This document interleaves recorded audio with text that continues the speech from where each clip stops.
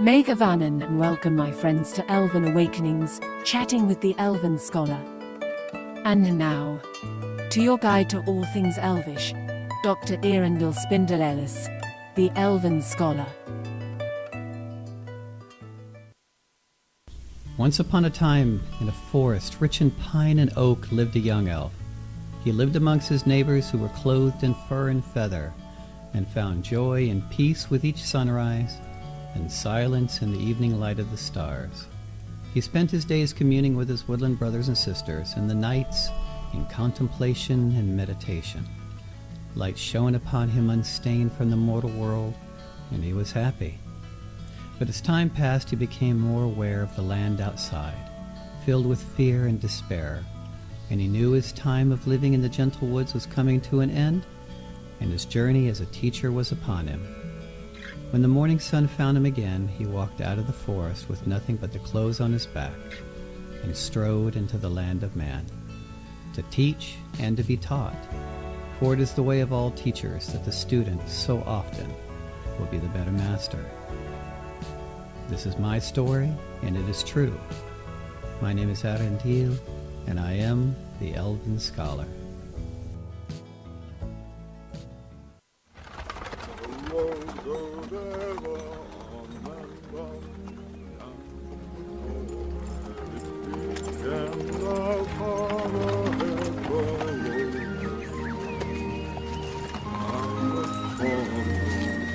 You're late.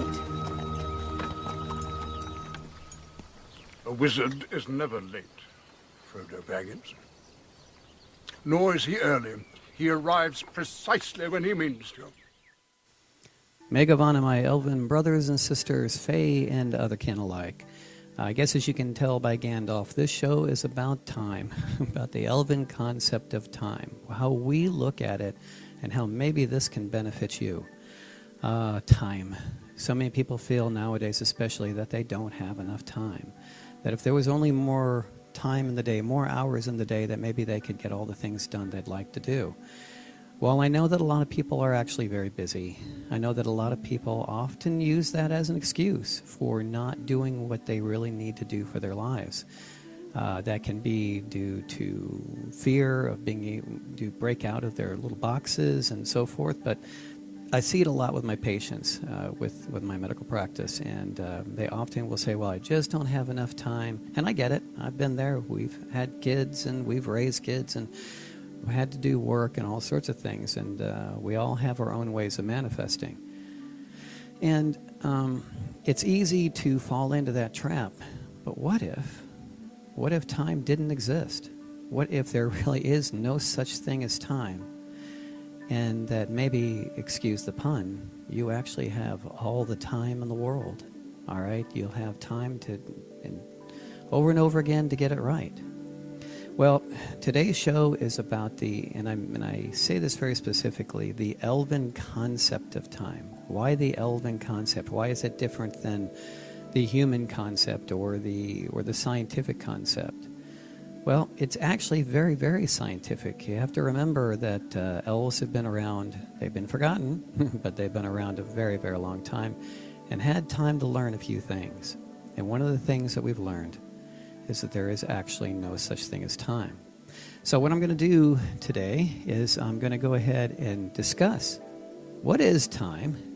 Does it truly not exist? And I'm going to cover it from both a scientific and a spiritual way. So please bear with me. This will get a little bit nerdy and a little bit sciencey, but if you just hang in there, just within the next 10 minutes, you're going to learn an awful lot about time, and maybe that will change your perspective on how you look at your life. Because as you've noticed from a lot of the parables I've been playing lately and the shows, so much really boils down to our perspective, how we look at things. So I'd like to go ahead and do that, and then I'm going to take a few minutes after that and go, okay, well, if all this is true, what does that have to do with me, and how can I apply that in my life? All right? So, all right, a little bit about me. You guys already know that I'm a doctor, and you know a little bit of my elven history. I used to live in a forest and walked out when I knew it was time to get some work done. And but a lot of you don't know that I was originally, a very long time ago, accepted at a university for astrophysics.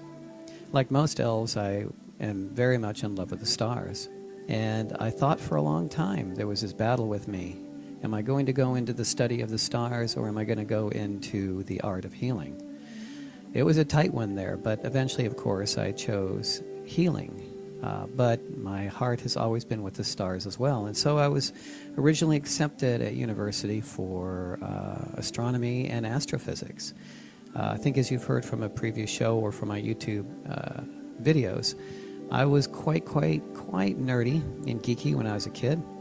Where a lot of kids were out dating or doing things like that, I was studying the stars and doing the mathematics behind it and studying quantum mechanics and string theory and time dilation and working out what's called the Lorentz transformation hundreds and hundreds of times simply so I could see the curve of how time appears to slow down.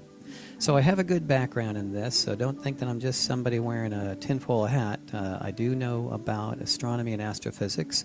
So I'd like to go ahead and give you the scientific basis of what they think time is and how that is actually incorrect and how that benefits you, whether you define yourself as elven, fae, otherkin, or just a human, which is not just a human, but you don't want to put any other classification on yourself. How can this apply to you to help you better manage your time? All right. So this is about a paper I wrote many years ago, and it was called The Myth of Time, an Elven Perspective on the Flow of Time. So a lot of science fiction shows have been based on time, so let's get into it. Okay, while this topic may appear a bit heady, I ask you, the listeners, to kind of bear with the science for just a little while, as I'll try and explain away one of the last great myths or superstitions of mortals, and that is of the existence of time. Within this short paper, or lecture in this case, I will discuss time from both the scientific and an elven or spiritual perspective. One of the great impediments of mortals is their attachment to time as an actual physical entity or presence. This holds them back from perceiving the universe as it truly is. It's one of timeless and singular existence. All there is now. There is nothing else. So let's get started. So we're going to start with the scientific view first. For most of mortals' existence, time has been perceived as the great destroyer, the thief of youth and loved ones, the destroyer of civilizations and cultures. Mountains crumble and seas dry up in its terrible embrace. Pretty poetic, huh? From this perspective comes the concepts of a past, present, and future. The past we can remember, and the future is ours to create. And yet, from the perspective of the myth, they exist and have substance. Hence the popularity of stories delving into the possibility of time travel and the numerous fictions that have arisen from such. Even many of today's scientists still insist on the possibility of time travel, and they do. They come up with beautiful mathematical fabrications to prove it. All right, but see, again, time travel is often a tool of escapism. If I could just go back in time, if I could just fix or redo what I did. I mean, one of my favorite shows was Quantum Leap. Still love it to this day. Going to go back and right the wrongs. All right, that's a neat concept, and boy, imagine if that was true, though. Imagine how screwed up everything would be. Somebody doesn't like what they did, they'd go back and change it, and of course that would be such a cascade effect, and we don't want things like that. What we do want is to learn to look at life from a different perspective. I learned recently a beautiful little phrase. Those who are trapped in the past or the future are unable to live in the present. You know, those who live in the past, those are those with Great Depression, and those who live in the future live with great anxiety. But if you realize the past is gone and it doesn't exist, and the future is just a dream, it doesn't exist. All that exists is right now. Maybe you can learn to cope with some of the things we've done. You know, the two great things that cause us problems with time, guilt and fear. Well, okay, so sadly, each of the theorems that have been devised must rest on yet another variable, unproven but created to justify their universe where time travel can become a reality, an attempt to balance the equation. And of course, that variable is that time itself exists. Okay, but no matter how we may want something to exist, we cannot use one unproven variable to confirm the proof of another, not without some serious and dangerous pitfalls. Unfortunately for us, fortunately for us, a wonderfully bright and far-sighted man chose to create and look at life from a different angle, and his name was Albert Einstein. So many have claimed him a great genius, and truly he was, but not from his point of view. This man, he said, he described what he did as simply choosing to look at life from a different angle, a different perspective than most others. While most would look at the problem from the right, he would choose to look at it from the left, so to speak. Maybe that would be the best definition of genius. Not that great vault of information that we each contain within our brain, but simply the ability to look outside the box. And I know a little story about Albert Einstein. Probably some of you know this as well. You know that he did not always look at things from a different perspective. He failed miserably algebra when he was a kid. Here was this man who was touted as a great genius, and he was. He couldn't even pass algebra until his uncle one day told him, said, Albert, he was in German, of course, and Albert, you are looking at it from the wrong angle. Pretend that this algebraic equation is a set of clues. You're trying to solve a crime. You're trying to solve a murder. And X and Y are clues, and you're trying to solve for those clues so you'll know who Z is. Z is the culprit. That impressed little Albert so much that when he went back to school and retook algebra, he passed with flying colors. Amazing, just by changing your perspective. Well, at the young age of 39, he presented his general theory of relativity. From here, and then he went on to make the theory of special relativity, and that's where we're going today. We learn about the most fascinating concept called time dilation. Now, this sounds very science fiction-y, but the cool thing is, as you'll hear shortly, it has been proven. But you're saying, hey, Elven Scholar, you say time doesn't exist, and that's cool. Time dilation exists, but not from the perspective that you would know, that you would think. So I'm going to go ahead and tell you a little bit more about what time dilation is. All right. He built his work upon Hendrik Lorentz and utilized, this is a mathematician and physicist, and utilizing something he developed called the Lorentz transformations. That's the formula I worked out as a little kid over and over again. A set of equations used to understand and predict coordinate frames within space-time. Okay, I know that sounds complicated, but it's really not. From these equations, Einstein was able to develop the concept more thoroughly with an understanding of time dilation, or the principle that as one's velocity it changes in relation to another viewer, their perception of the flow of time would change. In other words, real simple, the faster you go versus someone else, the slower time seems to go for you. Now mark my words, I said the slower time seems to go. All right, the equations look really complicated, but don't worry about it. Life is actually much simpler than we give it credit. As a child, I worked that equation out again, like I told you, hundreds of times to produce a simple plot of our perception of time and how it changes over speed. Okay, in the end, it's simply this.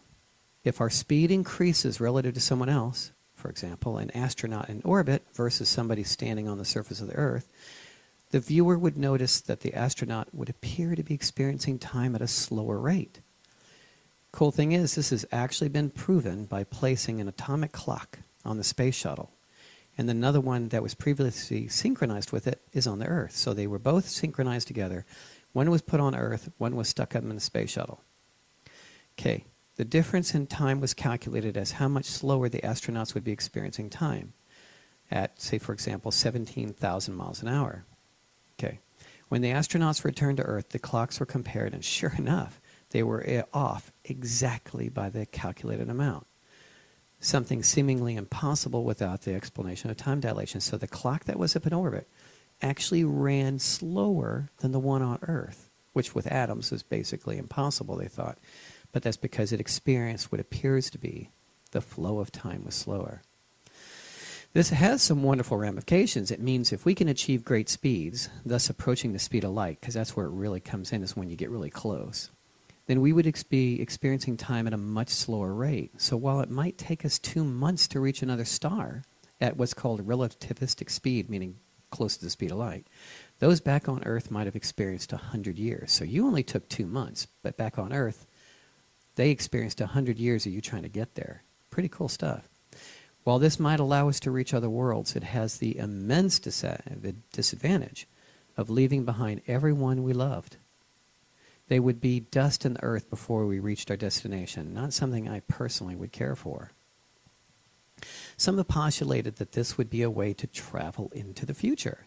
We could simply go very, very fast, and while time proceeded as normal around us, we would experience it greatly slowed down, and when we exited the time machine, which is really a spacecraft, it would now be the future. But sadly, the future would now be the present, and there's no way to return, as there's no, the old cliche goes, even by quantum physics, there's no going back. So as we approach the speed of light, time appears to slow down. And as the above curve, where I was talking about with the mathematics presents, once we arrive at the speed of light, theoretically impossible because of the amount of energy that it would take to do it, time would literally stop for us. We would be experiencing no time. Some scientists have speculated that if we could then break the light barrier, in other words, go faster than the speed of light, we would then see a reversal of time. In other words, go back in time. But the above makes the assumption that time actually exists. Remember what I stated earlier, that in order to justify their theories, they will often make an assumption about the validity of another unproven variable. And in this case, that's the existence of time. What was missed was that they were not experiencing the flow of time, but simply our perception of what appeared to be the passage of time. Hang in there, everybody. I'm almost done with the science. In other words, our perception of our interaction with space itself, or the fabric of the universe. I know, that's a bit heady, but bear with me, we're almost there. Now let's go down another path for just a couple of minutes. Okay, the year was, again, I've talked about this before. The year was 1964, and Arnaud Panzias, along with Robert Wilson, were working with the Bell Telephone Company to uncover the source of static noise that was heard over the telephone lines. We actually have it to this day, but they're better at canceling it out. And it was causing a lot of issues with the quality of the phone system. They were attempting to find a terrestrial source, in other words, something on Earth that was making the racket. Okay, what they discovered, though, changed the field of physics. The noise was found to be emanating from space, not from Earth. All right, they found that the noise was the background radiation caused from the original Big Bang, or the wavelength, okay, or the original explosion at the start of the universe. And this wavelength, they found out, was the hydrogen band. Okay, why is it so cool that it's the hydrogen band? Because that's what water is mainly made of. So the original sound that the universe made at the beginning was from hydrogen, because it's the simplest of all atoms. It's one of the main components of water. The reason I find this so important is that Tolkien discussed this in the Silmarillion. Without knowing the physics behind it, he stated that the one element on Earth that most greatly holds the original music, or the echo of the Ainur, of the angels, the original music, is contained within water. I think that's pretty interesting. He said the water contained it, and what is that made of? Is hydrogen, and hydrogen is the main echo of the beginning of the universe. Cool. So it was also later postulated that the universe is increasingly expanding, and that we literally live, this kind of sounds like a cartoon, we live upon the surface of the bubble of that original creation, this forever expanding bubble. We live on the surface. With that fact in mind, we also know that the universe is expanding at the speed of light. So space itself is moving at the speed of light. Okay, we're almost there. We are pretty much carried along for the ride.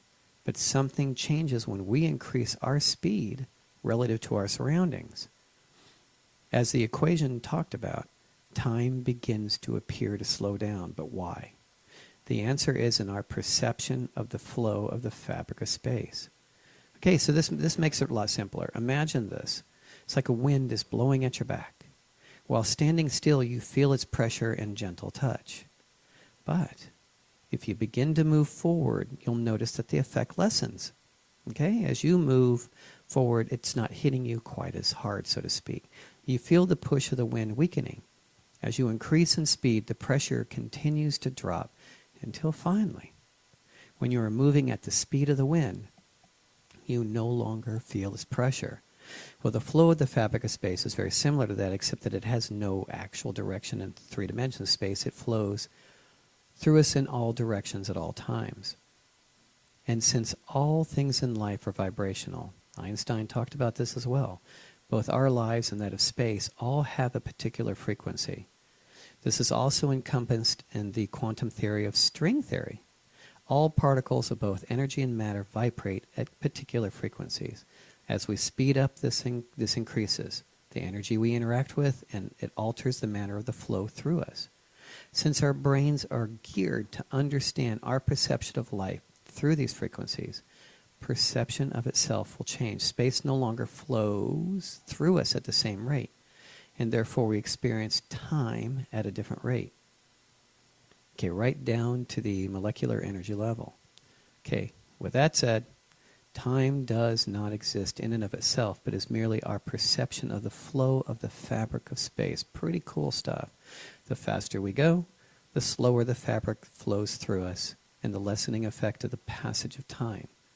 Again, these effects are not noticeable usually except at really great speeds, heading towards the speed of light, which is 186,282 miles per second. That's why it takes about 2 seconds to get to the moon if you shine a flashlight towards it. So how does this affect us spiritually? And in particular, how does this affect our elven perception of the universe and life itself? Fortunately, the elven culture has been around a very, very long time. This has given us time to unravel a few more of the mysteries of life and allowed us to change our perspective of life away from superstition. And yes, the belief in time is one of the last great superstitions remaining. Elves view the universe from the very long-term perspective.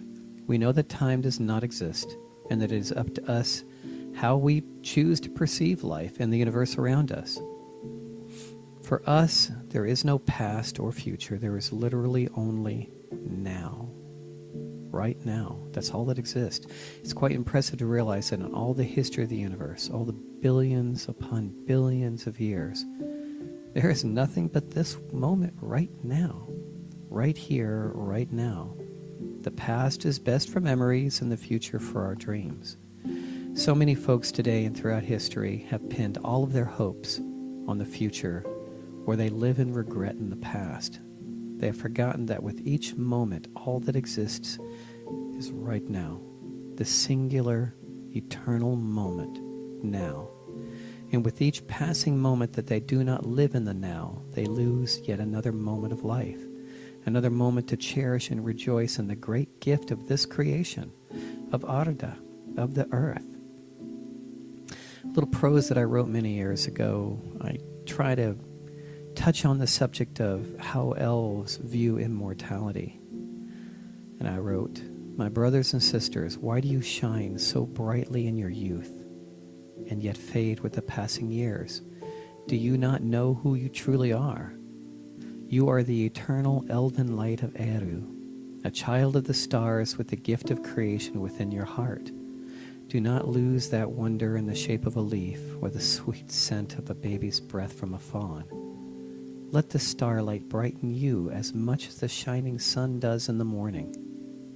There will come a time when you will remember, when you will find that divine spark within you, and the universe will hold that special place in your life again." Throughout human history, there has been a quest to find again the secret to immortality. It was forgotten so long ago, but I will remind you of the most important part. Choose to live a life that is worth living forever. If I were to say what is the number one reason for doing this show, I would say that it's to help you remember who you are, your true self, for that is the definition for enlightenment. Not that you're better than anyone else or those that are enlightened are better than you. It simply means your realization of who you truly are. that elven child or spirit within you, just realizing who that is. But how can you remember when you're trapped in the past or forever only living in the future? Again, if you're stuck in the past or the future, you can't live in the now. Two of the most important impediments to living in the now are guilt and fear.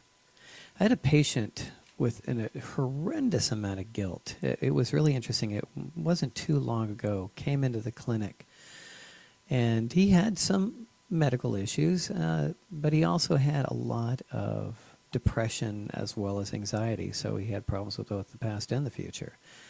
And I said, all right, we've treated these types of issues before very successfully, and it's almost as if he didn't want to hear it. He said, well, I have a lot of guilt from the past. And he said, I feel very guilty for the way I've treated people, and I just can't let it go. And he said, I'm not worthy, he said of himself. And, we talked for a while, and I told him, I said, well, your emotions, your guilt, your fear, your inability to let go of the past can be a leading factor in keeping you from healing now, from living in the now and healing in the now. It took a long time in multiple sessions with him. I think he began to let go towards the end. But it's interesting how guilt will cause you to be trapped in the past.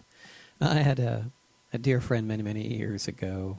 She was a pretty carefree wildflower.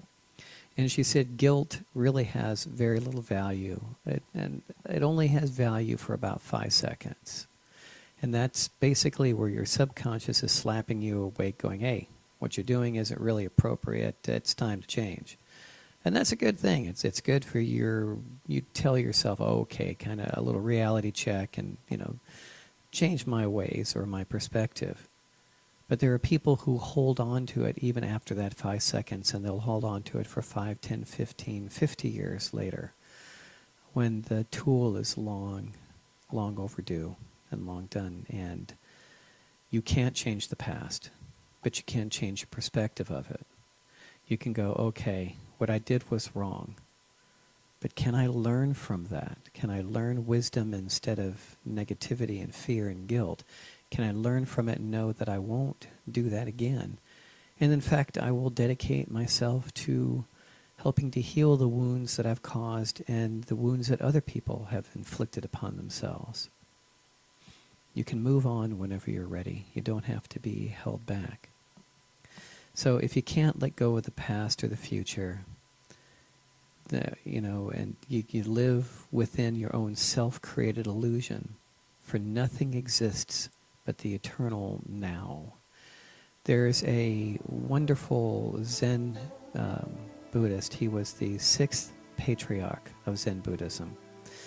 He was born around 638 and died around 713. And he had for a lot of people, a very cryptic poem. He was trying to explain that there's nothing exists but now. The one great mind of which we are all just an aspect of it. Very kind of cryptic poem, and he said, there's never been a single thing, then where's defiling dust to cling? If you can reach the heart of this, why talk of transcendental bliss? What he was trying to say is that a lot of religions and philosophies will call the mind a mirror. And that's not always clear because dust is clinging to it. And he's trying to say, even that doesn't exist. The mind as you think of it, it does not exist. It is only the one great mind, and there's no such thing as a defiling dust. All there is now. One of my favorite sayings, and I have to admit it, I came up with it quite a long time ago. And it's apropos to how it truly feels, and I can tell you this, how it truly feels to live in the present. It goes, when you have reawakened your elven soul and found true peace in the now, time will have no more effect on you than the flutter of a butterfly's wings on the far side of the world.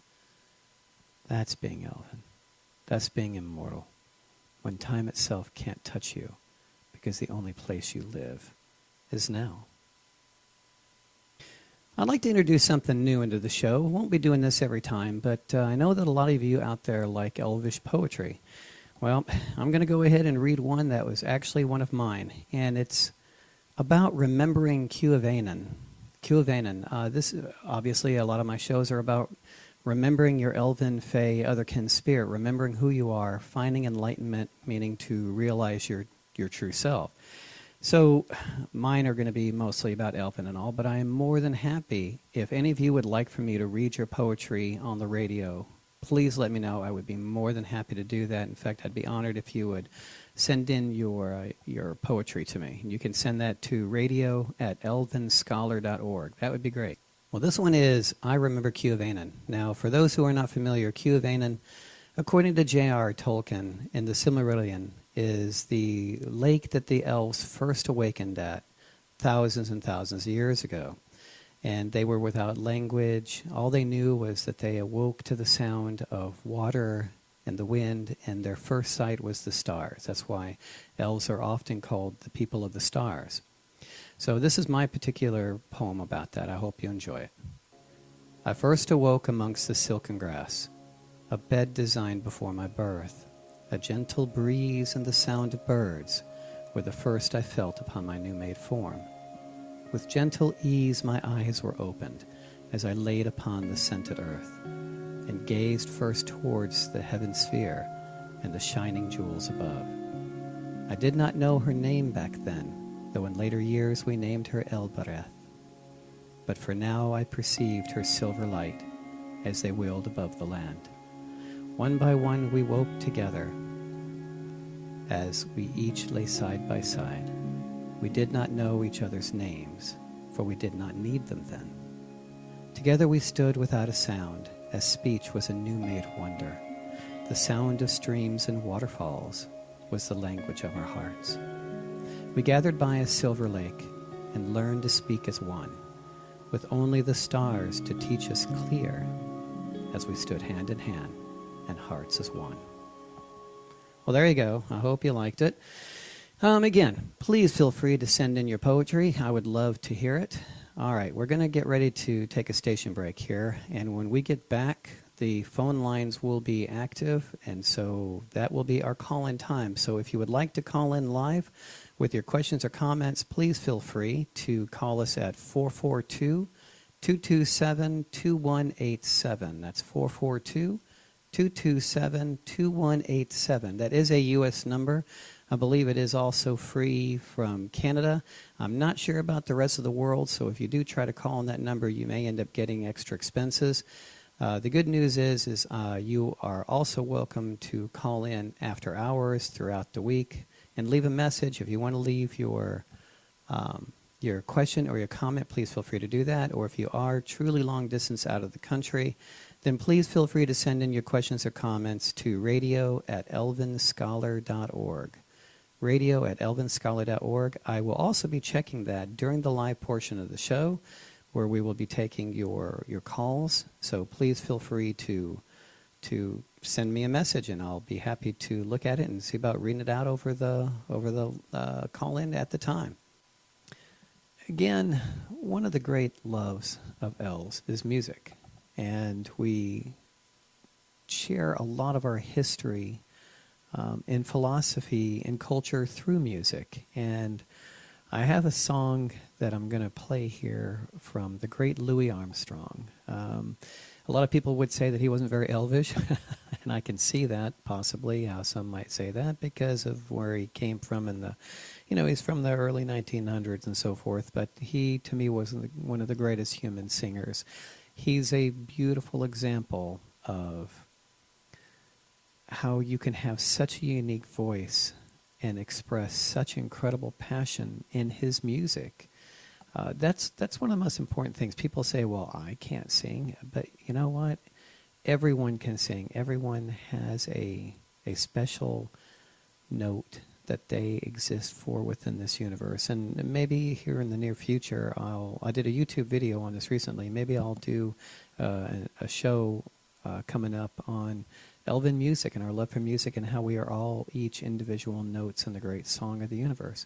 But we can all sing because we put our passion into it.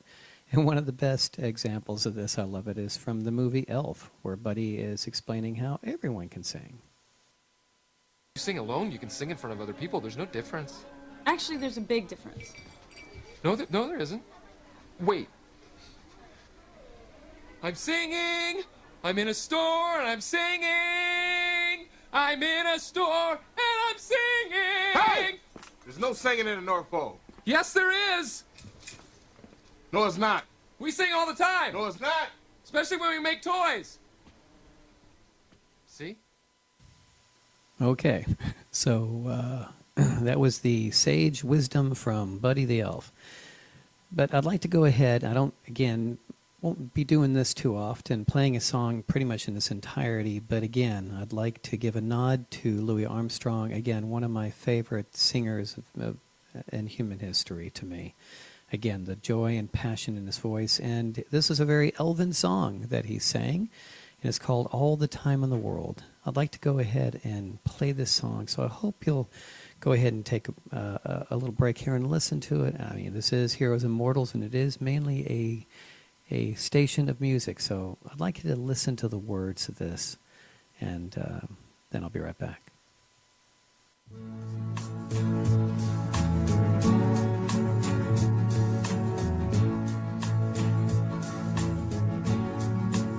We have all the time in the world, time enough for life to unfold all the precious things love has in store. We have all the love in the world. If that's all we have, you will find we need nothing more. Every step of the way will find us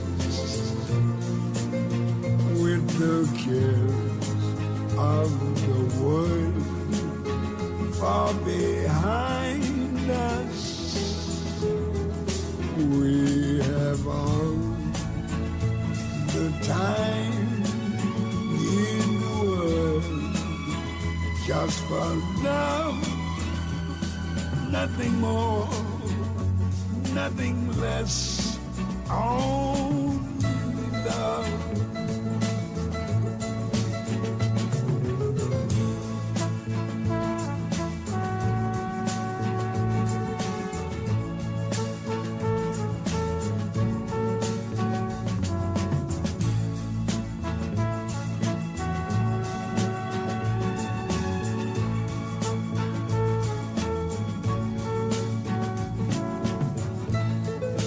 Every step of the way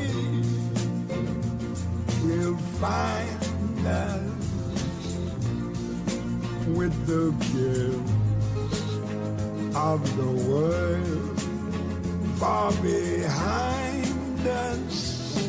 Yes, we have all the time in the world just for love, nothing more, nothing less, only love.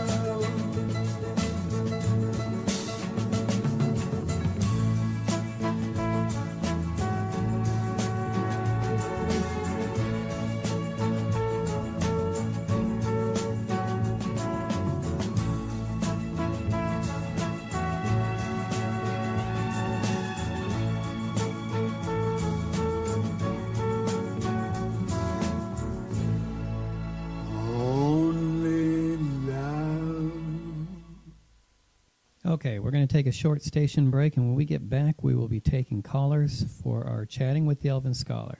This is Elven Awakenings, Chatting with the Elven Scholar on Heroes and Mortals Radio. We'll be right back.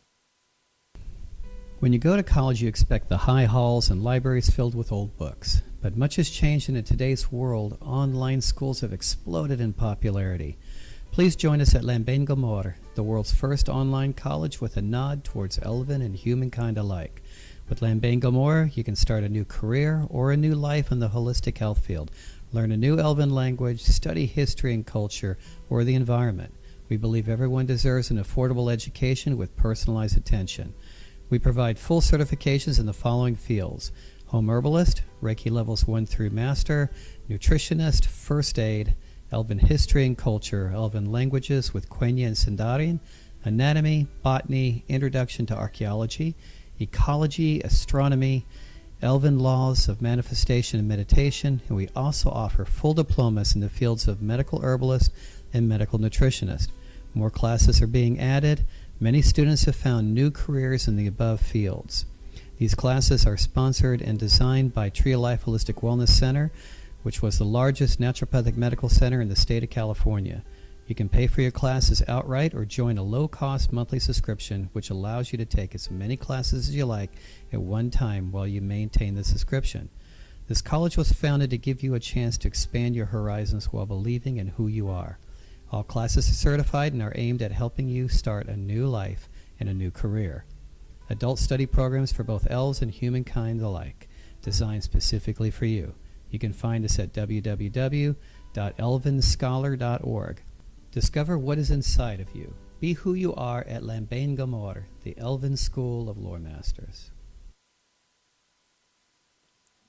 All right, well, we're back, and we're going to go ahead and set up to where we can start taking calls.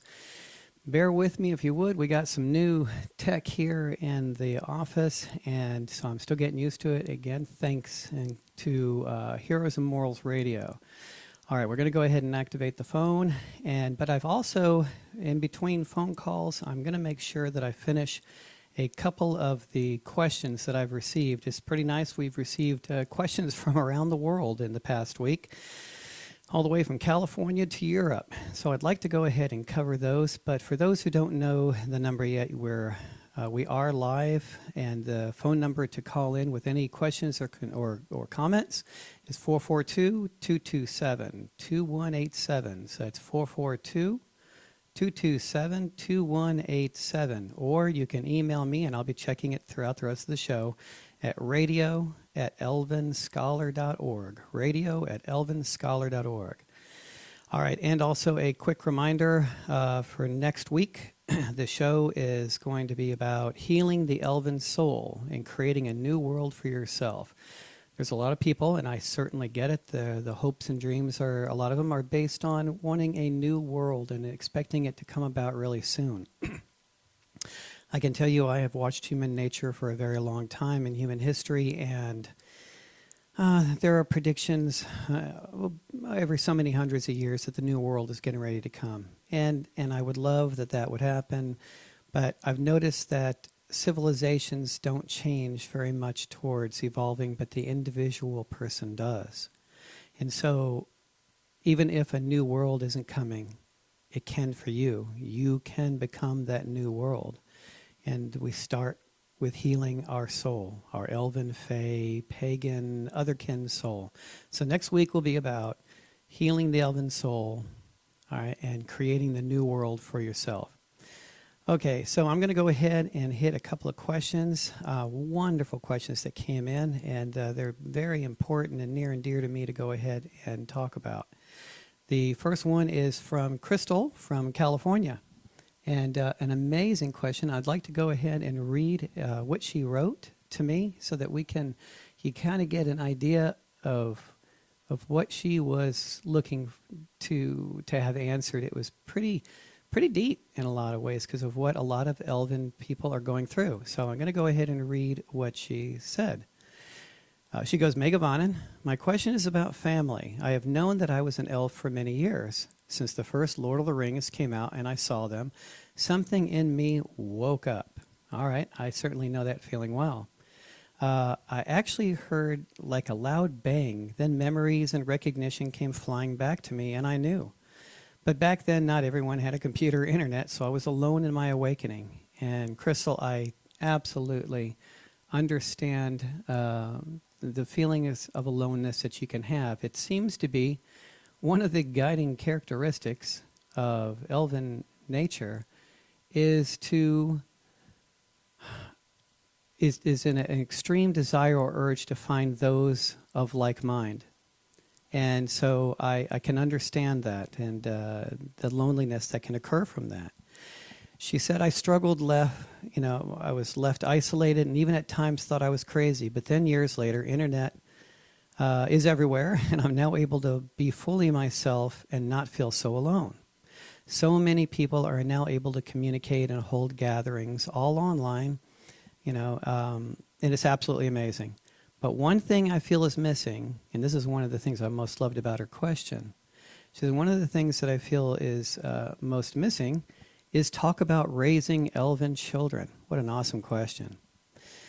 She said, I've been to group meetings and gatherings, and children aren't allowed, where celebrations are all about meditating or listening to calm music and have an elegant feast, but what about families with young little ones? She said, I'm a mom of 3, 1 adult and 2 little ones. I do teach them what I think is the way to live an elven life. This is awesome, what she says here, and I appreciate this, Crystal, you sharing it with us. My daughter will be turning 7 in December, and this is an amazing moment for her, for she will be given her spiritual name.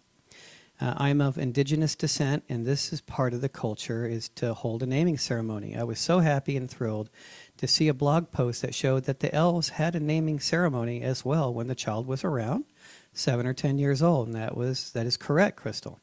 But my question is how to incorporate more of the elven way of living with children. How can I bring that into her naming ceremony? Awesome question. So let me go ahead and tell a little bit about that.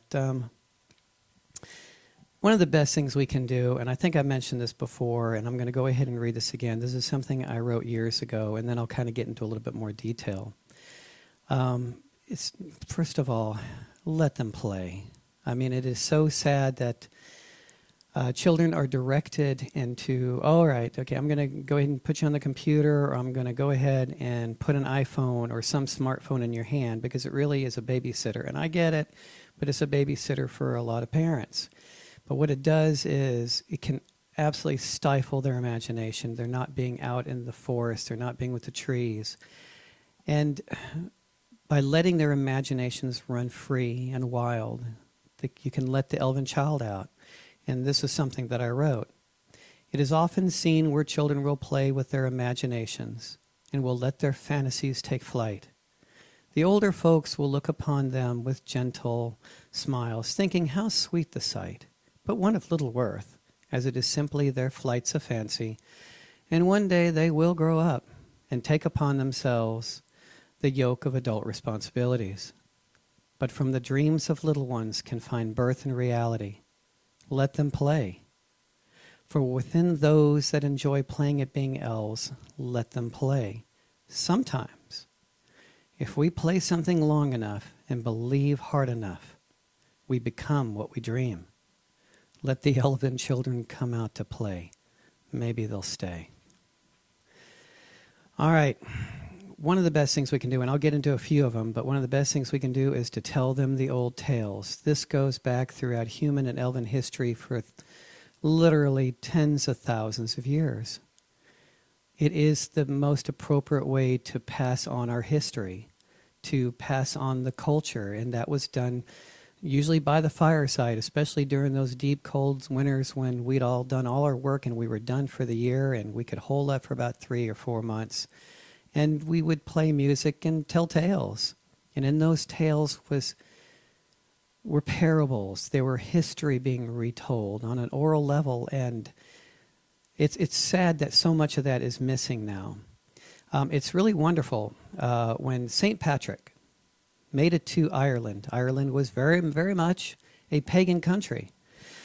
And the Christian religion, as we know, swept through Ireland. Now, a lot of St. Patrick's monks that were with him were quite zealous in their beliefs, and they actually went around trying to destroy the pagan history. The belief was, well, if they don't have a history, then they'll be more open to the Christian religion. And so they went through beginning to destroy the old stories and what little was written down. And kudos to St. Patrick. He was very far-sighted. He told them to stop. He said, do not destroy their old stories, the old myths. He said, do not remove them. He said, there will come a day when they will need them again, when they will want to read them. Pretty prophetic from St. Patrick. Okay, well, maybe that's why he was a saint. Okay, because he knew that those stories would be important. He knows what oral tradition is and how important it is to a people, and especially to elves. Elves go back a very, very, very long way, so it's nice to be able to have stories that go back that far. So, and I know you already do this, Crystal. Tell them tales, tell them stories, read to them. There's a wonderful set of books out I read to my children when they were very young. It's called the Serendipity series, a very fanciful series that I read to them when they were very young. Both of my children at that time, they were given elven names at birth. And so I made a point to try to teach them something of the culture and would read tales to them at bed at night. No TV, nothing like that, just read them tales. Teach them music. Music is so incredibly important to us. Teach them music. Teach them to play an instrument. Let them pick the instrument. Sorry if they pick a trombone or drums, but it's their choice. And again, kudos to those who play the trombone and drums. They're wonderful, wonderful instruments. But teach them to play music. Music is so important to us. It has also been found that music and mathematics, they both wire the brain the same way. They wire the brain and actually improve its ability, its cognitive abilities to think, to maintain, to retain memories and for problem solving. So grow their brains. Do that. Go into the forest. Always make sure that you're a part of the forest, a part of the trees. Be amongst those that are tree huggers. Go ahead. My wife, Famous and I, we are tree huggers. And again, science has proven there's actually something antibacterial and anti-anxiety and antidepressive in hugging trees. Teach them arts and crafts. One of the most important attributes of elves is the desire and the ability to create. It is our job, remember, to be co-creators with this world, with this universe. And by allowing them to get those little hands into arts and crafts and letting them create things, it stirs that, brings up those memories and helps them go again. Nature skills, of course, teach them how to be out in the wild, to remember that joy and love that they have. I remember for me, one of my greatest joys a very long time ago, I received a very small telescope. And what was the first star I saw was Arendelle, the morning star, which of course now is called the planet Venus. And it awoke such a love for stars in me. That's part of what being an elf is. The love of stars and music and the sea. And above all else, the most important thing you can do as an elven parent is to be an example for them. Be an example before them. Show them how you can be this way, how you can have the courage to be that way. I had somebody, and I really appreciated her comment. She sent me an email, and she said, how brave of you to do this radio show. I appreciate that. I do. I don't look at it as bravery, but I do appreciate the thought. It meant a lot that she acknowledged that. For me, this is just, as Shakespeare said, to thine own self be true. It was just something that was so important for me to be honest with myself and to be who I am. And it meant a lot for me to hear that from her and to be able to express myself here. So, there was I think I said this before, I know I said it on a YouTube video I did quite some time ago. Okay, this is going to take you guys back. A lot of you guys won't know this show. Some of the people who've been on the earth a little bit longer will remember it, but it was the Dick Van Dyke Show, quite a number of years ago. And I love this one episode of the Dick Van Dyke Show. He was the main character, Dick Van Dyke. He had just some event happened, and he became a good Samaritan, and he did something, and he saved somebody. It was just something that happened. He just happened to be in the right place at the right time and made the right choice and chose to help this person who was in great need. Well, the city loved what he did. The mayor called a conference together, an awards ceremony, and brought him up front. And so he was all nervous and uncomfortable that being recognized before all these people. And here was the night of the award ceremony, and he came forth, and they called him up front and had the award, and they gave it to him. And of course, everybody, speak, speak. All right. He didn't say very much, but one thing he did say was amazing. And that's how I feel about this as well. He said that I look forward to the day when we're not given awards for doing the right thing. And sometimes just doing the right thing is being yourself. So I love doing the show. I love teaching, and I also learn from you. I learn from you listeners, from the questions you ask and the comments you make. So as always, I thank you for listening. I appreciate it. All right, and one other thing I'd say is, again, be an example before them. They look to you for their culture and their heritage. You can do that best by being an example. And I love your naming ceremony. That's absolutely outstanding because you're giving them milestones of growth, the naming rights, etc. I mean, I could do a whole show on just the naming rights of elves, and maybe sometime if you guys would be interested, I'll do something on that. This is Everything Elven, so I can. But see, for the most part, children today do not have those rites of passage. And so children in this culture now, in the Europe, United States, Canada, they remain children. They don't ever grow up. Because they don't have anything that says, oh, okay, it's time for me to be an adult. I don't have to be. You can be childlike and not childish. These rites of passage teach us to move forward. What this culture is doing is, and I'll explain this in a minute, but it's basically trying to turn everyone into puppies. Why do I say that? All right, somebody told me quite some years ago, and I thought it was wonderful, the way the definition of how come dogs exist. And I love dogs. But the question was, why are dogs so different than wolves? Okay, wolves, 2 wolves live with my wife and I, and they're amazing, amazing creatures, and they are not dogs. They are absolutely not dogs. And we have cared for dogs in the past, and there is a huge difference.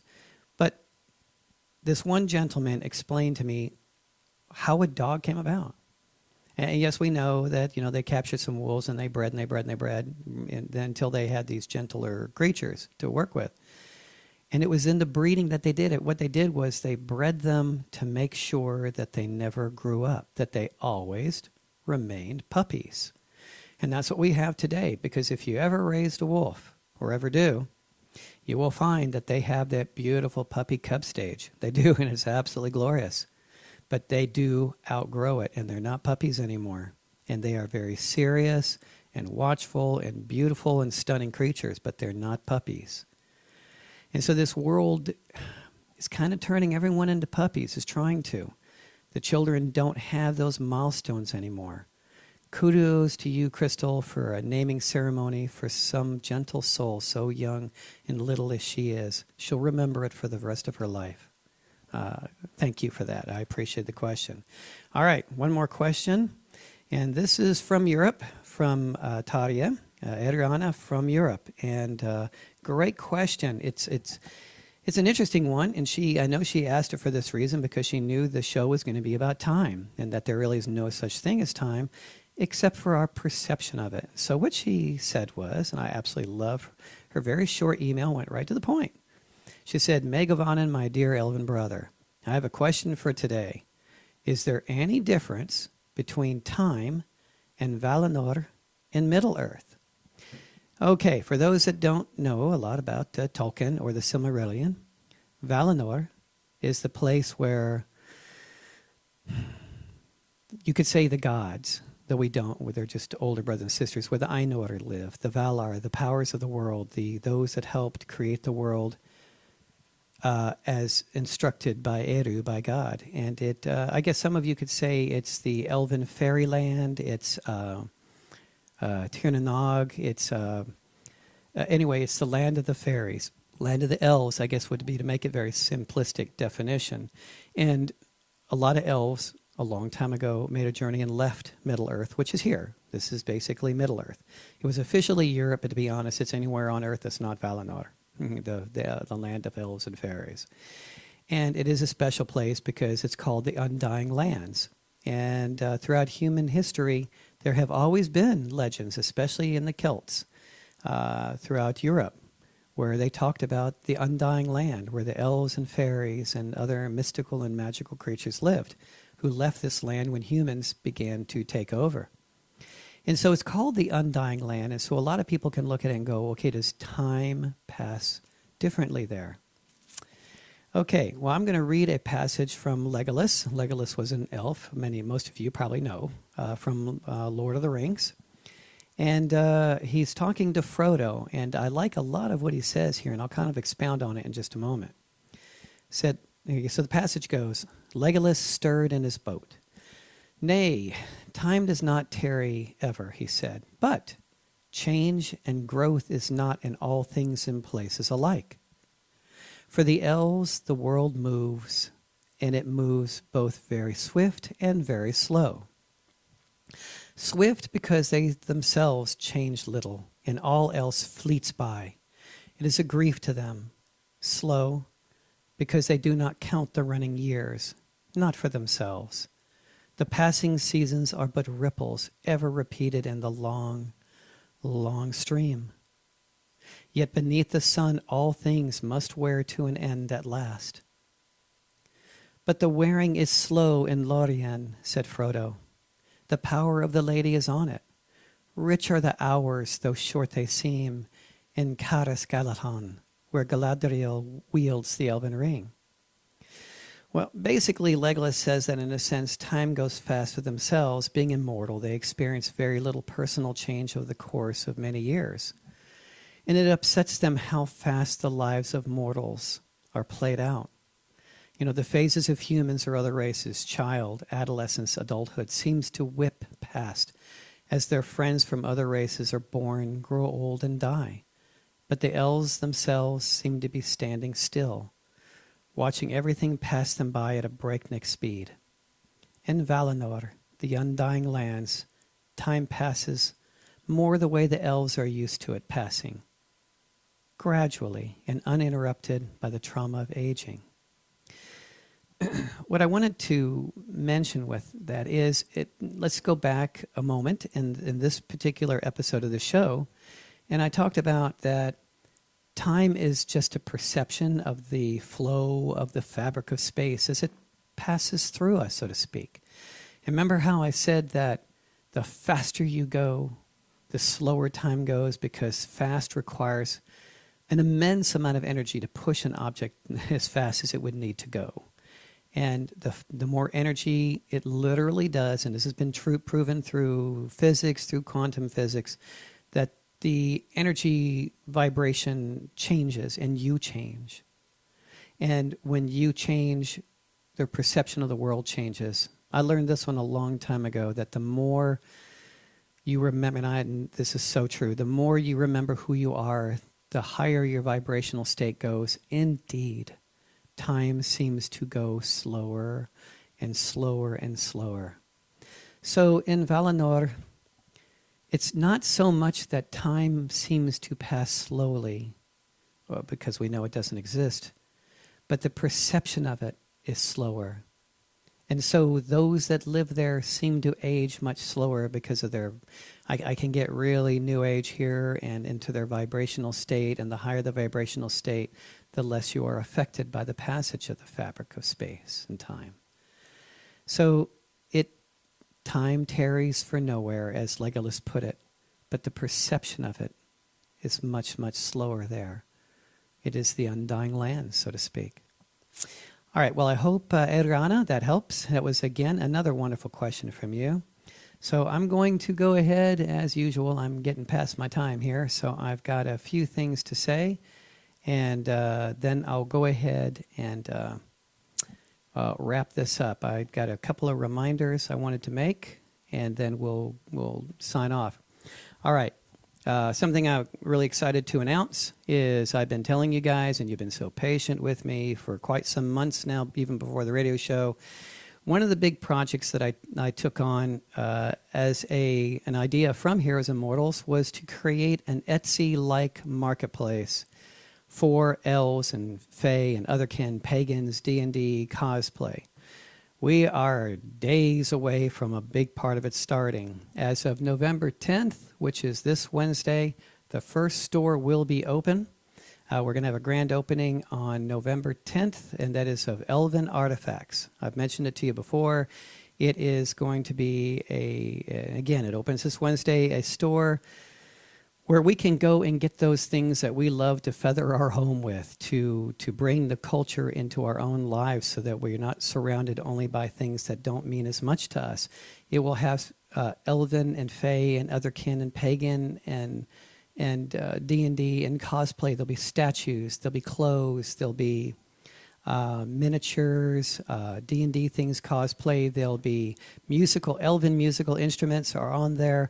The list goes on. And one of the things that we've tried to do, and we've actually been told by those who've looked at it that we're very inexpensive.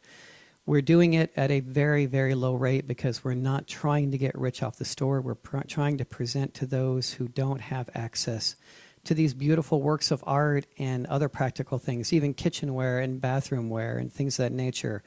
My wife and I, we learned a long time ago there were sometimes absolutely beautiful artifacts, amazing statues out there, but they average very often $700, $800, $1,000, $1,200 a piece. Well, and they're beautiful, but you don't always, even if you're capable of it, you don't always want to spend your resources with that kind of, spending that kind of money.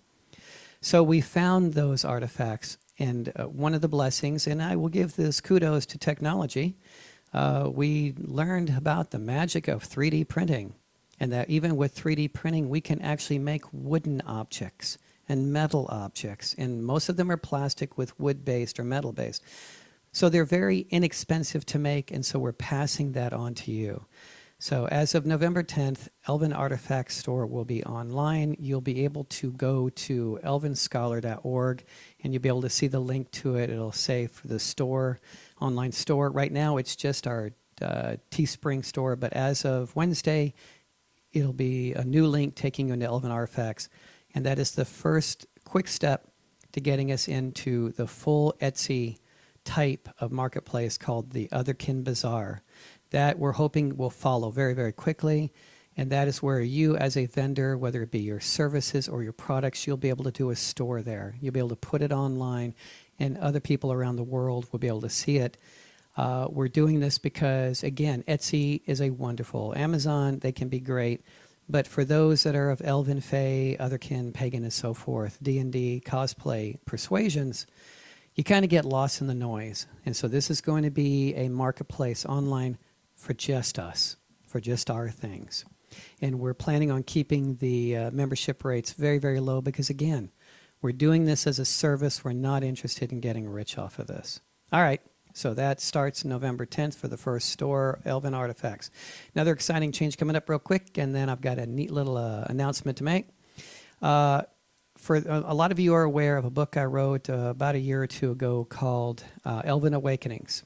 And it's basically a handbook on being Elven, and to help you get started. And I temporarily have taken it off of Amazon, though I've heard you can still get it on there, and you'll also be able to get it at our store. But I took it off, and I'm redoing the whole book. It should be out in about a month, and it is being changed from just Elven Awakenings to Elven Awakenings, Zen and the Art of Being Elven. All right, it is. So I'm expanding on it, putting so much more new material in it. I've gotten really good reviews on this book in the past, and so we're keeping it at a very low cost. It's a great book. You'll be able to get it as both ebook and paperback, and it looks like Amazon's adding hardback. So I'll wait and see whether it's worth for anybody to do that or not. Okay, exciting announcement that starts as of today. It's going to run for 3 weeks, okay, this show and then 2 more shows. We're going to have a riddle on each of these shows. It is a riddle contest, all right? The way it goes is I'm going to tell a riddle today, and then next week I'm going to tell you another riddle. And then we have one more riddle after that one, so there'll be 3 riddles. Whoever gets all 3 riddles and gets them to me before anybody else does, I mean, you're welcome to answer each riddle each week, and then the third and final riddle, whoever gets that answer to me first and has answered the others as well, will win our little contest. And the contest is to get you where you can have a free copy of our book sent out to you. And it will also put you in the running for a grand prize this spring. So you'll get, the prize for the winner on the third riddle is you get a free copy of our new book when it comes out. And I'm also doing an Elven reading for free, whoever wins as well. So what is the first riddle? Are you ready? Okay, and this will be posted here later on today on my YouTube channel, The Gentle Musings of an Elven Scholar. And the riddle will be there in the description in case you don't get it here. And you'll also be able to replay this show on there, as well as being able to replay the show on Heroes and Mortals Radio. All right, so you ready? Here's the riddle. There is a house. One enters it blind and comes out seeing. What is it? Very simple riddle. We're going to start simple and work our way up. One more time for the riddle. There is a house. One enters it blind and comes out seeing. What is it? So there you go. There's your first riddle. We got 2 more to go. Whoever gets all 3 riddles and gets the last one to me first, you can give me the answer at radio@elvenscholar.org. radio@elvenscholar.org. I'll be looking for your answers, and then we will be announcing the winner. But okay, so next week, so I look forward to your answers to this riddle, and then next week we will have our second riddle. Okay? So again, heads up, next episode next week is Healing the Elven Spirit and Bringing About the New World for Yourself. All right? So we will go ahead and continue on then with the rest of the show. All right. It's story time. And as always, I like to tell stories or parables as a way to convey a message, something about what we can do with our lives. One of the things that we learn with being in the Elven culture is, one, how we perceive that culture and how others look at us. And unfortunately, in this world, there is an incredible amount of division based on what we believe is good and bad. What is good, what is bad. And unfortunately, while if you want to really get down to religious or cosmic definitions of it, you could say that there is such a thing as good and evil or such a thing as good and bad. But unfortunately, most of us are really not that wise. We haven't been on this world long enough to really make those kind of judgment calls. And very often, something that we think is really good, we find out is not quite what we thought it was, or something that we thought was really bad ended up being something really beautiful and beneficial for the world. So the world tends to, as I've told you in history before, they tend to look at elves as, historically, as evil creatures. Christianity painted elves as very sinister. All right. We know that, of course, that's not true any longer, but there is a stigma that occurs. And then even within the Elven community, we try to go, well, there's high elves and low elves and light elves and dark elves. And as an Elven Zen student, I choose not to believe that there truly is, in the long run, any such thing as good or bad. It's how we approach life, how we perceive it. I love this clip of Gandalf in Lord of the Rings talking to Frodo in the Moria. And they're talking about the evil Gollum, and that he's been following him, and that Gollum is so evil, and why didn't Bilbo kill him when he had the chance? And I love the very simple, sage advice that Gandalf gives Frodo about be careful how you judge things or judge people, because even the very wise don't always see the end. It's a pity Bilbo didn't kill him when he had the chance. Pity?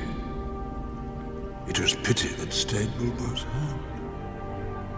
Many that live deserve death, and some that die deserve life. Can you give it to them, Frodo? Do not be too eager to deal out death and judgment.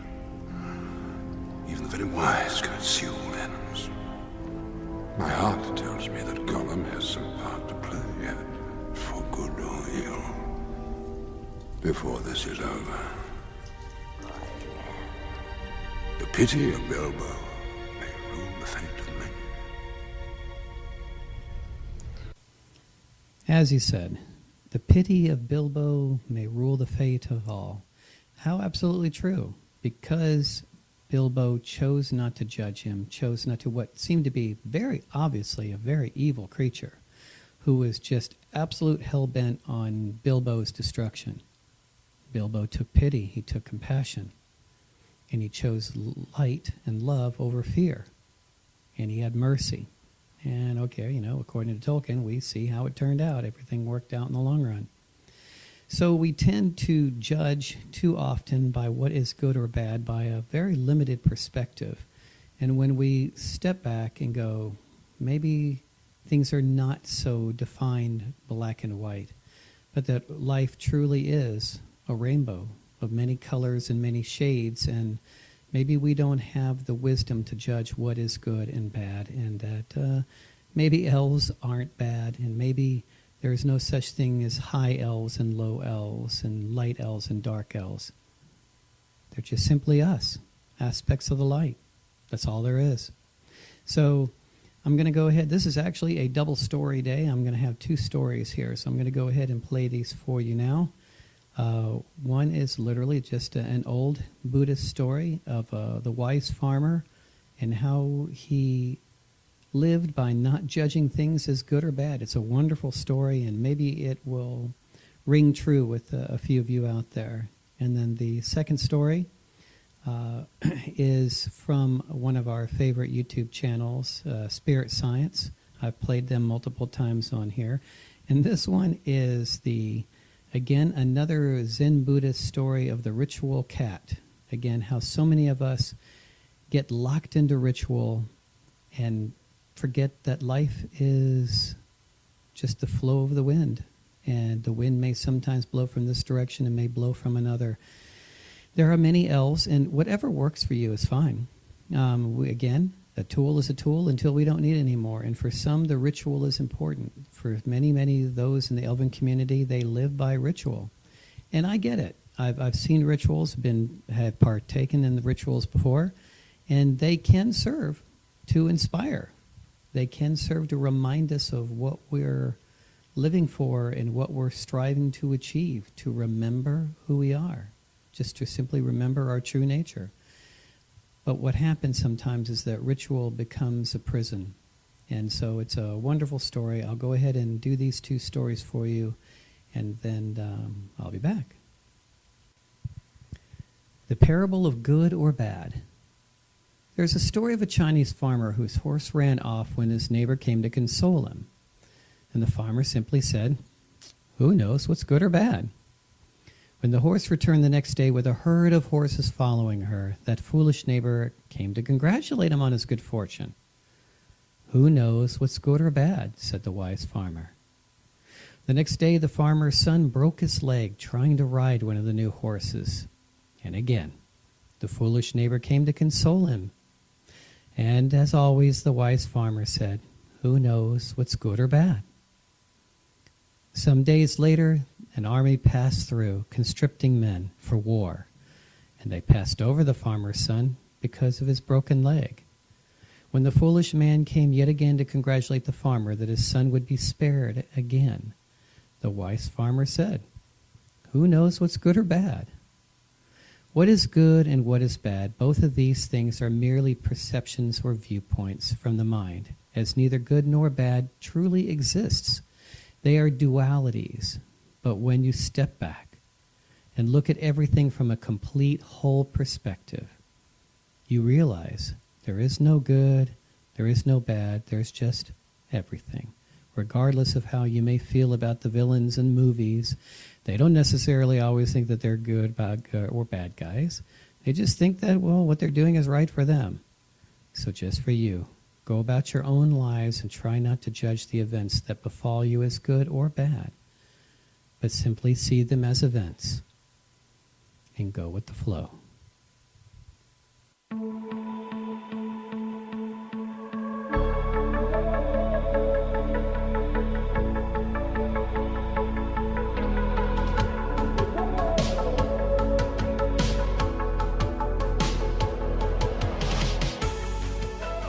The Parable of the Ritual Cat.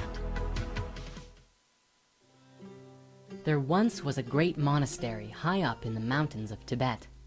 One day, when the spiritual teacher and his disciples began their evening meditation, the cat who lived in the monastery started making noise. So much noise, in fact, that it completely distracted them. So the teacher ordered that the cat be tied up during the evening practice so that they could meditate in peace. Years later, when the teacher died, the practice of tying up the cat continued during their meditation sessions. And when the cat eventually died, another cat was brought to the monastery and was tied up during their meditations.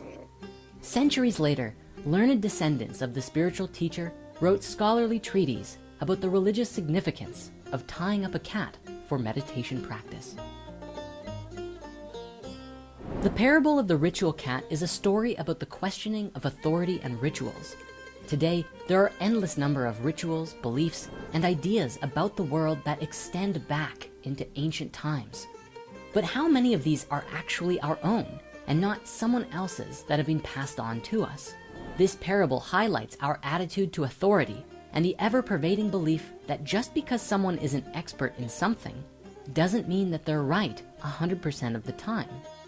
Logically speaking, the monks could have just let the cat out and shut the door when meditating, which would probably have been much better for the cat. But because their learned master made the decision, later monks attributed great significance to an event that they weren't even around to see or understand why. This parable reminds me of an old children's game, Telephone, where you would whisper something into someone's ear, and then the message would be passed along from one kid to the next. By the time it got to the last child, the message would generally be very different from how it was when it started. Perhaps this is how silly superstitions develop. You've probably heard the phrase, all myths have some element in truth, or there's no smoke without fire, which say that there's always a cause and origin story to our favorite myths. But over time, they get distorted as they are passed from one generation to the next. Eventually, you'll have a generation of people who believe something entirely different from what it used to be. There's also something to be said for interpreting ancient traditions from a modern perspective. We should always remember that way back in the old days, when many of our legends and traditions developed, society was very different. Morality and social dynamics were considered differently, and people lived fundamentally different kinds of lives. Just because a tradition developed 1,000 years ago doesn't always mean that it will work today without going through perhaps at least a little bit of change. This story always makes me wonder how many seemingly spiritual or mystical traditions actually began as practical solutions to some everyday problem. A funny example is found in the British Iron Age, where for years archaeologists thought the position of the door and entrance in roundhouses was because of some spiritual or mystical reason in their mythology. Linguists even spent years looking for symbolism in medieval texts until someone had the very bright idea that by looking at where the central fire and livestock would have been in the village, most of the doors were just facing the other way to avoid the smell of the cows and the smoke from the fire. I think the most important takeaway from this parable then is to always question your beliefs and try to adapt them with the times. Always think about the reason you're doing things and if it makes sense to you. And while there is something to be said for trusting experts who have devoted their lives to their field, remember to trust yourself as the highest authority in your own beliefs. I think a lot of us live our whole lives like this. We do this and that over and over without really thinking about the significance or meaning of it. And if we actually stopped to look at some of our traditions, we might see that someone or something always suffers from unnecessary superstitious behavior. Take black cats, for example. There's a common superstition that if one crosses your path, it's often considered bad luck. but in parts of Europe and England, it's apparently good luck. How many black cats have missed out on adoption because people just thought they were unlucky? Ultimately, this story is far more about the failings of people than rituals, cats, or scholars. It's time for final thoughts for the day, and I wanted to go ahead and expand a little bit, just for a moment, on what we talked about last week when Adriana, a wonderful elven sister from Estonia, posed the question, how to get rid of dark thoughts during meditation. And I talked about, not only do we try to surround ourselves with joy, but also to get to the root of the problem. Why are we having dark thoughts? And one of those examples of dark thoughts that I see in a lot of people who come to me and talk to me about this is they're not happy with where they're at. They're not happy living in the city, or they're not happy living in the country, but they're not happy with where they abode, where their home is.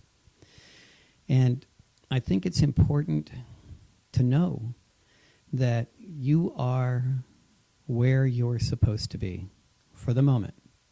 Until you figure out what that lesson is, you're not going to go anywhere. And it can happen in the blink of an eye, where suddenly you realize what's going on, and that maybe it's nothing more as, wow, I have the key to my own prison. I can leave whenever I want to, instead of being told like what other people are telling you to do. But it's up to you. And I know that may sound harsh. I don't have the money, I don't have the finances or whatever, but it's amazing what can manifest when you learn the lesson of where you need to be. So here's a story of two elves, my wife and myself and my wife. She likes to go by the elven name of Famous, so we're going to do that. So there's these two elves that lived up in a wonderful elven sanctuary. And we lived up in Northern California in 158 acres of land, an eco-friendly home that we helped build and design, solar power, organic orchard and gardens. We truly did live in peace with the animals. This was for about 11 years. Mountain lions and bears and rattlesnakes and rabbits and deer, turkeys. It was beautiful. When we first moved there, it's about a half an hour trip between the house and the city limits. And when we first moved there, it was green from one end to the other, forest and pastures and meadows and farmland. By the time we left, that whole half hour of trip had been blackened over the years by one fire after another, humans starting one fire after another. Unfortunately, as more and more humans encroached on the mountains, trying to, so to speak, escape from the cities or the suburbs, they brought with them fire. And it just seems no matter how much you try to educate them, they still bring the fire. And so now California has historic droughts and historic fires, and it was just continuing. The summer before last, when we were living up there, these two elves, even though we've been blessed and the fires stayed away from our home and the land was protected in the little valley we live in up there, we still lived in smoke nonstop for 2 months. Okay, well, we knew we'd had it, and we knew something was coming. So May of this year, we knew that this tool, which had been so useful for us and such a blessing, was no longer valid anymore. A tool is great until you don't need it anymore. And part of it is to let go of that tool and move on and not be attached to that tool. And that was the way it was for us. So this May, we knew something was happening, something was coming. We could feel it in our hearts. And so these two elves went, it's time to take our family and go somewhere else. And so we left in May. And sure enough, about 3 weeks later, I think it was 2 to 3 weeks later, a massive historic fire started that actually did not go out until around October of this year. But basically, for after we left, it was 3 solid months, not a day break of smoke. So we moved down to Southern California. Not my favorite to do, but it's a desert. There's not a whole lot that burns down here, and our son is down here, so we wanted to go down and visit him.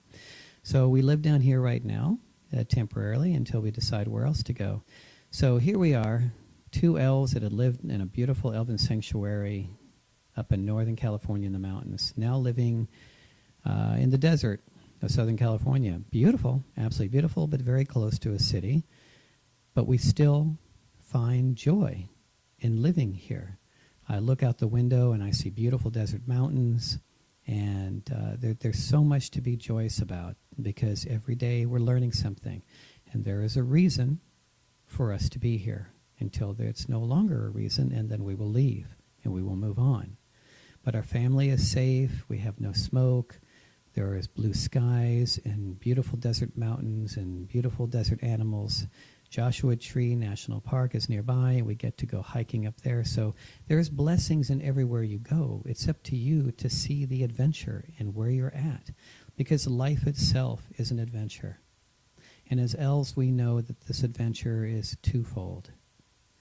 Remembering who we are, our true elven nature, and then turning around and helping to heal the world itself, to bring that myth and magic back. Well, who better can talk about this than Bilbo from The Hobbit? So if you would, take a listen.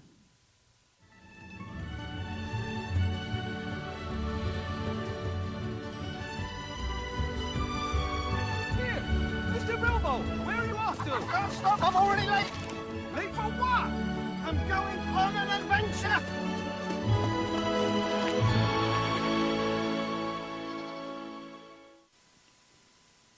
So, I certainly understand Bilbo's excitement, as much as we did not want to leave the sanctuary in Northern California. There was a certain excitement about moving on to a new chapter, to whatever new lessons were going to come about. And it ended up being a great blessing. We were able to escape the fires and the massive amount of smoke that went on up there, and actually continued off and on until October of this year. So very sad to see what's going on because of what humans can do, whether it be climate change or the actual starting of the fires up there. And again, I know for a lot of people, change is scary. The unknown is scary, but again, do you live your life in fear? Or will you go ahead and make a decision out of love, knowing that in the end, it will always work out, and wherever I'm at is where I need to be. And if I need to be somewhere else, then enjoy the adventure. Again, another clip, and this one's from Lord of the Rings, and I like the courage of Samwise Gamgee, where he's realizing that he's about to go somewhere he's never been before.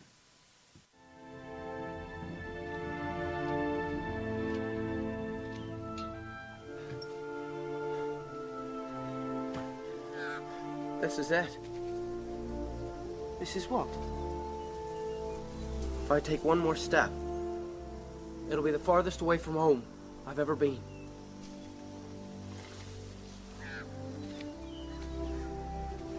Come on, Sam.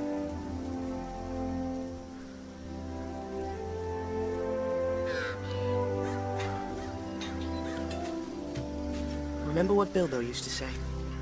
It's a dangerous business, Frodo. Going out your door, you step onto the road, and if you don't keep your feet, there's no knowing where you might be swept off to. Okay, one more clip before we sign off for the week. This one is, again, you guys know me now. I think that I am a storyteller. I am a lover of parables. And so, in line with the thought of the day, I'd like to go ahead and play an audio clip from a YouTube channel called Gray Frames. I appreciate them donating this clip to us. They're a wonderful YouTube channel with lots of Zen stories. All right, as I am a Zen elf, so I do happen to like them quite a bit. This one's very apropos to what we're talking about. For those that are afraid to take that step to find the joy and where they're at, this is such a beautiful, simple little story about loving, again, where you're at. And this is about a master walking with two Zen students, and they're walking into a new town. And again, the story is about moving to a new city. And the simple advice that the Zen master gives is priceless. Go ahead and let you listen to this, and then I'll be right back for the sign-off. Moving to a new town. Two monks were walking down the streets of a town with a Zen master. The first monk says, "Master, I am thinking of moving to this town. What's it like? The Zen master quickly asks, "Tell me, young man, what was your old town like?" The first monk responds, "It was dreadful. Everyone was hateful. I hated it." The Zen master says, "Oh, this town is very much the same. I don't think you should move here." The second monk hears this and says, "Oh, I am thinking of moving to this town too. Is it really that bad here, master?" The Zen master asks, "What was your old town like?" The second monk responds, "It was wonderful. Everyone was friendly and I was happy. I am just interested in the change now." The Zen master says, "This town is very much the same. I think you will like it here." Both monks were surprised. They had learned a valuable lesson.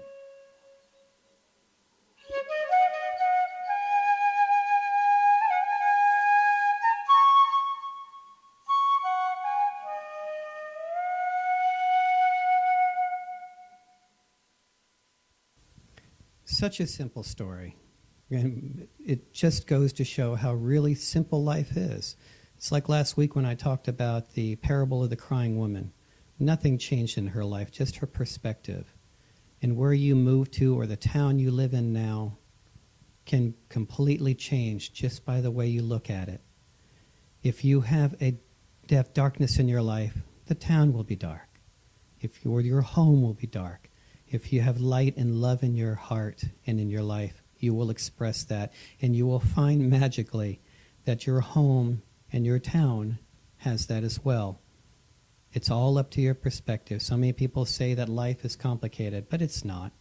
We complicate it. We can turn it into heaven or we can turn it into hell. It's up to you. You can be walking free or you can be in prison, but you have the key to your own prison. It's up to you. It's up to your perspective. All right, so before we sign off, I wanted to give you a reminder of next week's show. We are going to be talking about a subject that has been around for thousands of years, the new heaven, the new earth, and it's just around the corner. And I've been around long enough to know and watched enough human history to know that very little changes except in the individual, you. You can start with yourself by creating your own new heaven, your own new earth. It starts with one elven soul at a time.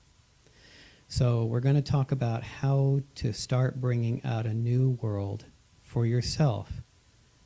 And especially by starting with you, healing the elven soul. We're going to talk about healing the elven soul to bring about a new elven world next week and how you can do that for yourself.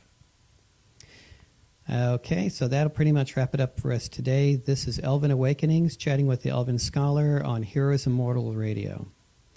As always, thank you for listening, my friends, and until we are together again next week, may you be blessed by the elves. My name is Dr. Erendil Spindalelis, and I am the Elven Scholar. Namarie. Megovana, my Elven brothers and sisters. My name is the Elven Scholar. Come and join me on our YouTube channel, The Gentle Musings of an Elven Scholar, where we will explore all things mythic. We will delve into topics such as elven healing and diet, language, culture, spiritual depths, and practical how-to videos on living as an elf in today's world. Let's find that balance within our own true inner light. Thank you, my friends, for watching, and I hope you will take this journey with me.